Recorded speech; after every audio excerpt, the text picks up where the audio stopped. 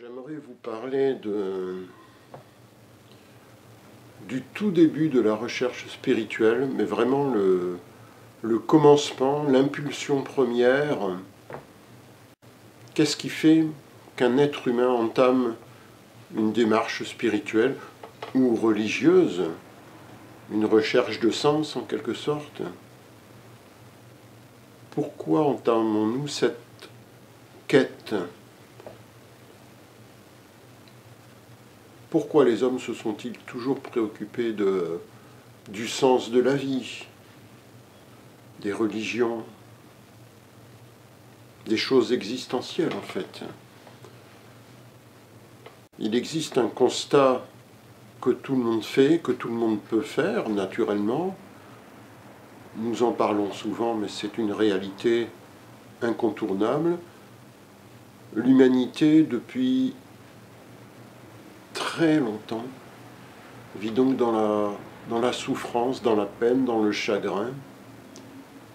Et donc, les hommes se sont toujours demandé pourquoi cette souffrance? Ne pouvons-nous pas vivre sur cette terre en paix, en bonheur, dans la joie les uns avec les autres, sans conflit, sans tension, sans haine, sans animosité? Les hommes désirent vivre en paix, en bonheur. Et malheureusement, les hommes créent l'opposé. Les hommes créent la souffrance, vivent en souffrance, avec bien évidemment un petit peu de plaisir et de bonheur de temps en temps, mais la teneur globale et générale, c'est quand même plutôt, bien évidemment, la souffrance et la douleur. Donc la question, les interrogations viennent tout à fait naturellement. Est-ce qu'on peut s'en sortir? Est-ce qu'on peut vivre différemment et être heureux? C'est une question légitime, normale. Ce serait même anormal de ne pas se poser ce genre de questions. Donc, l'homme part en quête de réponses.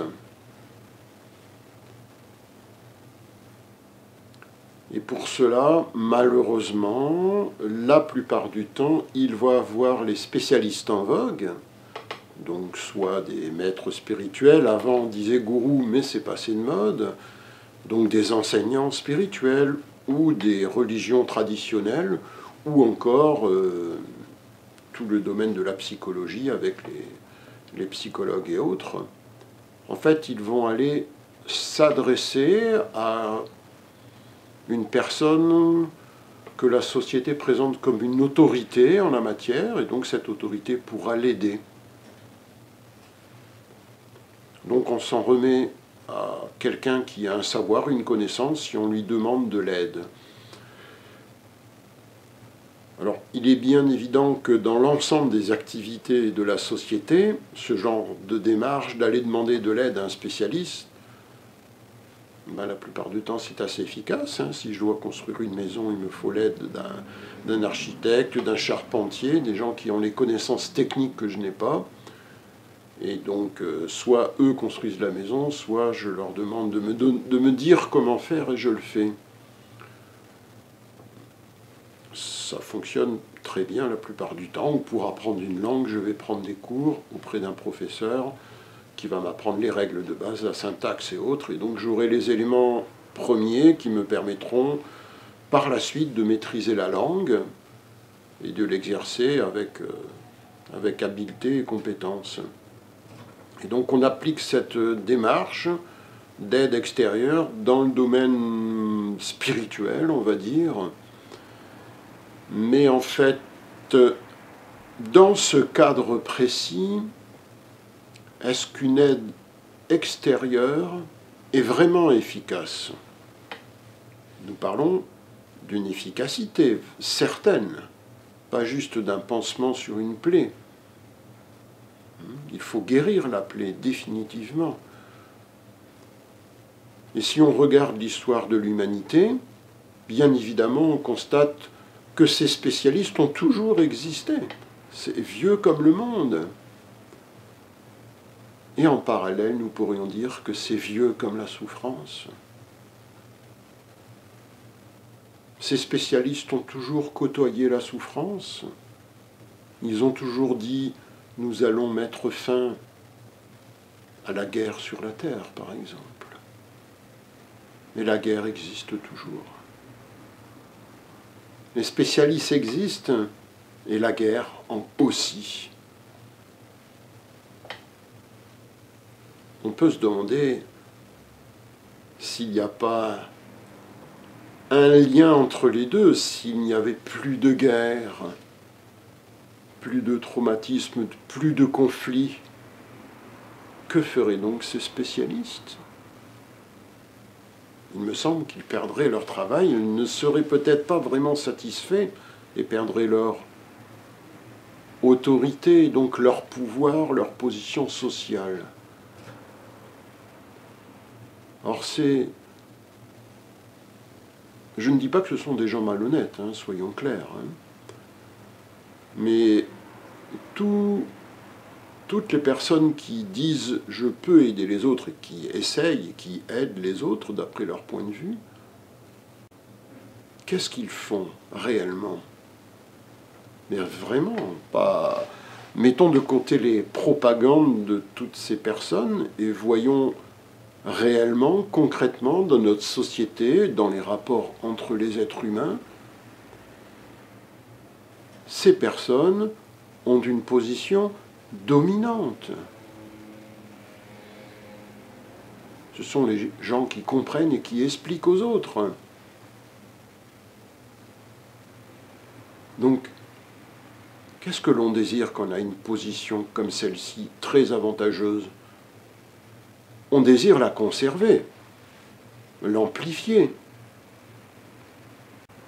Et naturellement, si la souffrance disparaît de la terre, tout cela n'a plus aucune importance, aucun intérêt. Si je bannis la souffrance, je ne vais plus voir quelqu'un qui va m'expliquer comment mettre fin à cette souffrance. Donc je pense qu'il est intéressant de se poser la question,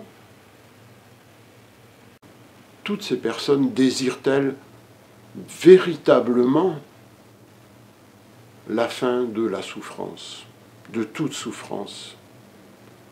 Et désirent-ils vraiment bannir toute relation d'autorité entre les êtres humains, entre eux et les autres?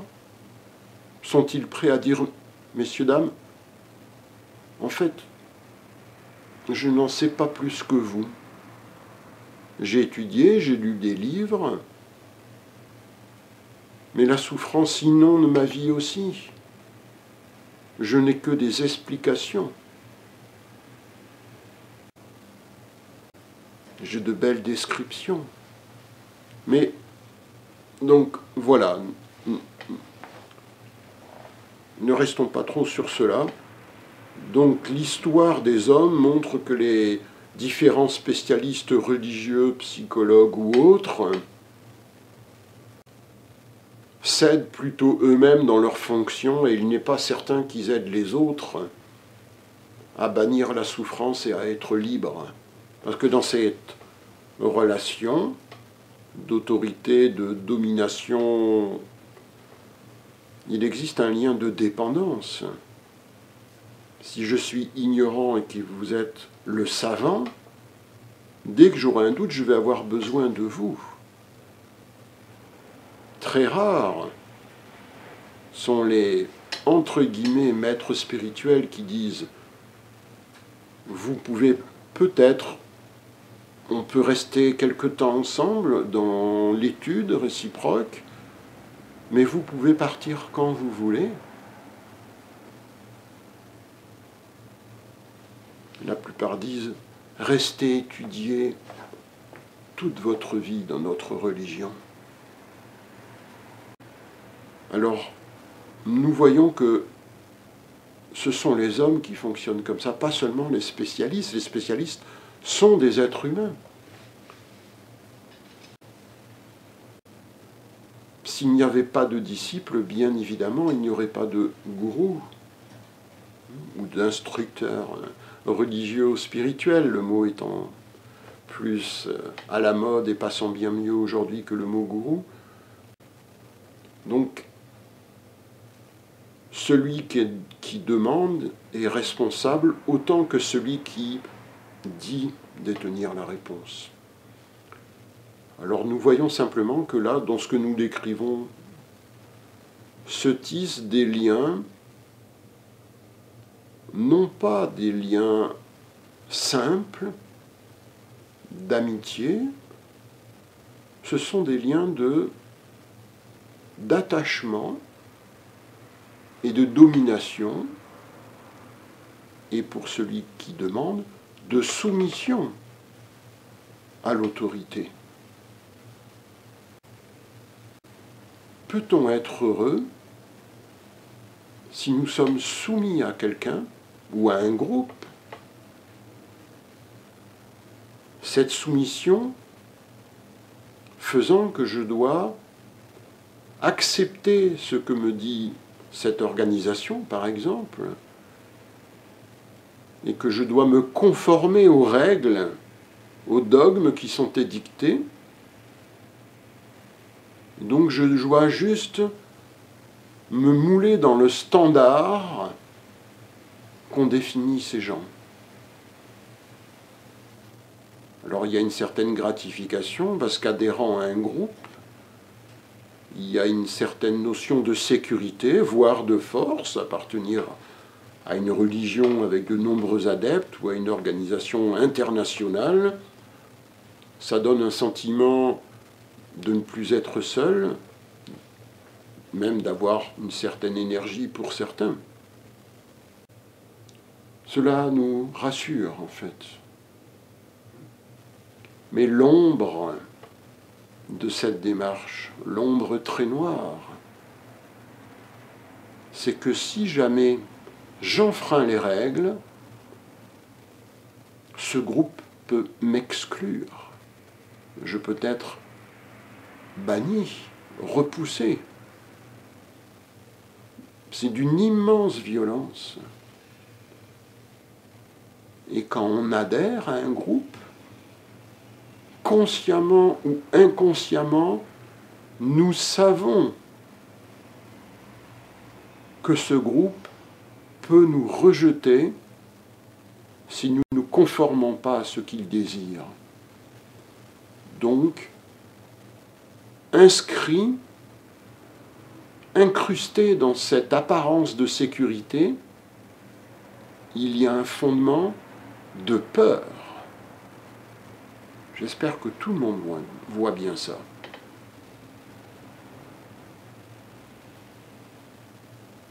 Le fondement, c'est la peur de la souffrance. On adhère à un groupe quelconque, on devient nationaliste.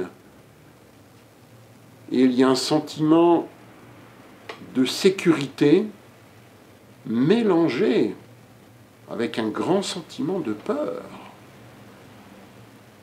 On connaît le communisme, les goulags ou d'autres choses. Alors avant de vous exclure, on essaye de vous contraindre à rentrer dans l'ordre, dans les règles, par des moyens de pression psychologique, vous pouvez finir en enfer, ou malheureusement par des pressions physiques. Nous connaissons tous, comme je disais tout à l'heure, le goulag, mais l'Inquisition, naturellement, a sévi à tuer des gens parce qu'ils pensaient différemment. Donc voyons juste cette notion, je vais chercher de l'aide à l'extérieur, je vais voir un spécialiste qui va me proposer une méthode, un système. Et ce système, d'autres personnes l'ont accepté, d'autres individus. Donc il y a une communauté qui partage ses valeurs, et cette communauté, il peut être gratifiant, parce qu'il peut y avoir des gens tout à fait intéressants et sympathiques, ce n'est pas du tout le sujet. Et donc cela peut en fait me calmer pendant quelque temps, me sécuriser, mais ça ne règle absolument pas ce grand problème de la souffrance. Je n'ai pas réglé la peur. Et d'une certaine manière, je pense que nous avons renforcé la peur, et après l'avoir renforcée, nous essayons de la masquer, de la cacher. Nous avons toujours mis un mouchoir sur cette peur pour la voiler. Mais là, nous mettons, je ne sais pas comment dire, on cache beaucoup plus profondément cette peur au fond de nous, parce qu'on a la sécurité du groupe. Donc, tout cela entraîne une relation de dépendance et une relation de soumission à un modèle. En filigrane de la souffrance, en parallèle, si nous ne sommes pas profondément libres, pouvons-nous finir la souffrance?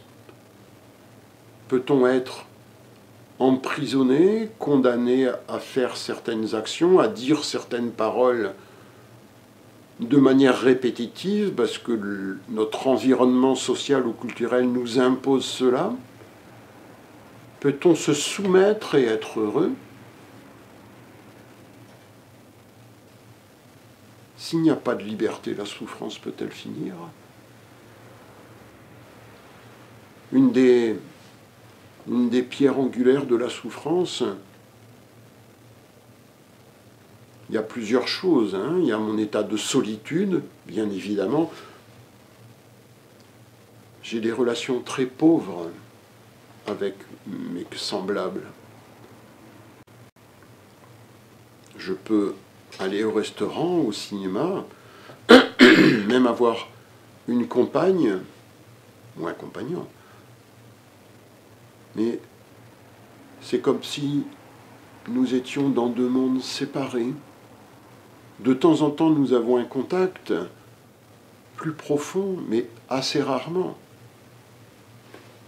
Et comme dans ma vie, j'ai mes projets, ma direction, mon ambition, il n'est pas certain que l'autre ait la même direction et la même ambition. En général, c'est une autre direction. Donc nous ne nous rencontrons jamais. Ça, c'est une chose, nous sommes profondément seuls et nous avons des relations superficielles.